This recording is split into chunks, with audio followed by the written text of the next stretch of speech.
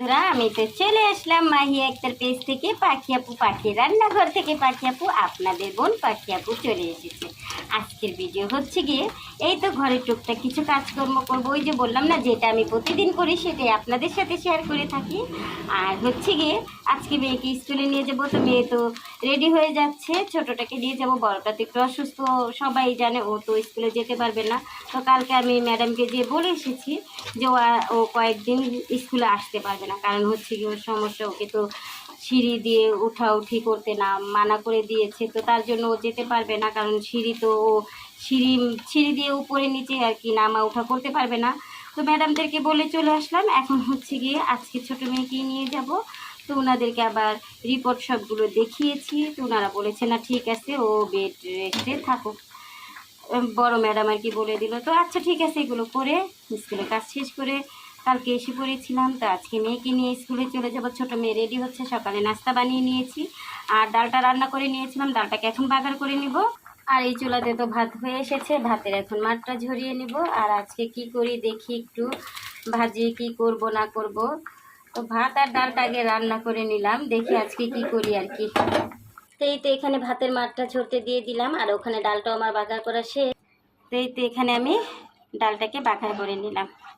তো ডালটা বলক আসলে তারপর হচ্ছে গিয়ে আমি নামিয়ে নিব।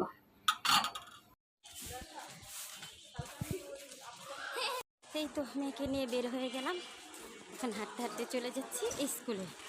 Half kg ঢেঁড়সি।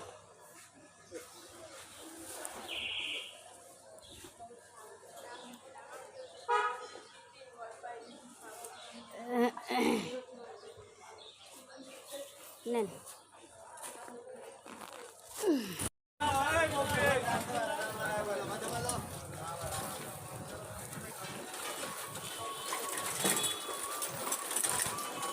এই তো সকাল সকাল মেয়েকে দিয়ে স্কুলে হাঁটতে হাঁটতে নিয়ে যাই, আবার হাঁটতে হাঁটতে এই রাস্তা দিয়েই চলে আসি।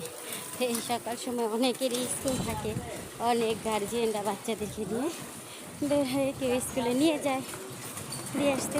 তা আমার তো দেওয়া শেষ।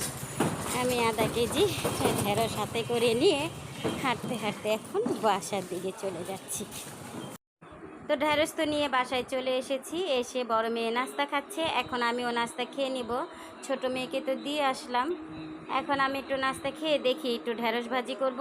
আর ফ্রিজে হচ্ছে গিয়ে পোয়া মাছ আছে, তো ওই পোয়া মাছটা দেখি বেশি করে টমেটো দিয়ে ভুনা করে নিব।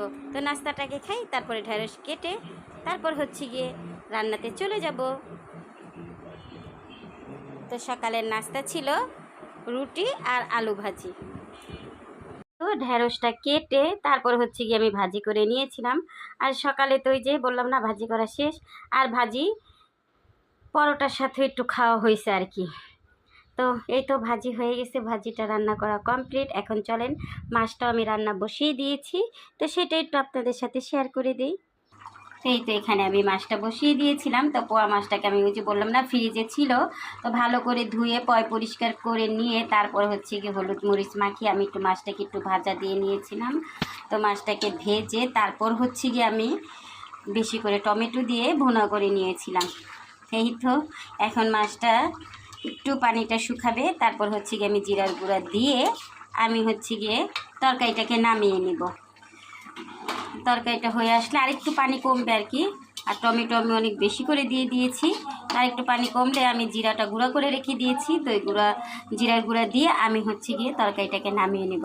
তো বন্ধুরা, আপনাদের যদি আমার ভিডিওগুলো একটু ভালো লেগে থাকে বা আমার রান্নাগুলো যদি আপনাদের মনে একটু জায়গা করে থাকে, তাহলে একটা লাইক, একটা কমেন্ট বা একটা শেয়ার করে ছোটো বোনের পাশে থাকবেন। ছোটো বোন আপনাদের পাশে আছে, ইনশাল্লাহ থাকবে। আল্লাহ হাফিজ বন্ধুরা।